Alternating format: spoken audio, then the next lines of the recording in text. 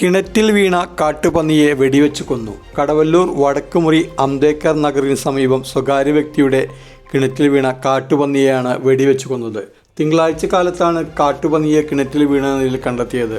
നാട്ടുകാർ വിവരമറിയിച്ചതിനെ തുടർന്ന് സ്ഥലത്തെത്തിയ കടവല്ലൂർ ഗ്രാമപഞ്ചായത്ത് അംഗം നസറത്ത് അബ്ദുൽ ഖാദർ പഞ്ചായത്ത് പ്രസിഡന്റ് PI രാജേന്ദ്രനെ വിവരം അറിയിക്കുകയായിരുന്നു.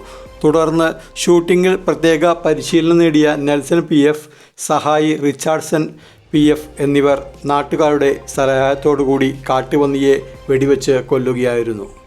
കിണറ്റിൽ വച്ചു തന്നെ കുരുക്ക് ഇട്ടതിനു ശേഷം പന്നിയെ വെടിവെച്ച് കൊല്ലുകയായിരുന്നു. പിന്നീട് കരക്ക് കയറ്റി. നാട്ടുകാരായ മനു, ശ്രീപ്രസാദ്, ഷാനു, റിൻഷാദ്, തൗഫീർ, ജോയ്, രതീഷ്, മജീദ് NK തുടങ്ങിയവർ സഹായത്തിനായി എത്തിയിരുന്നു.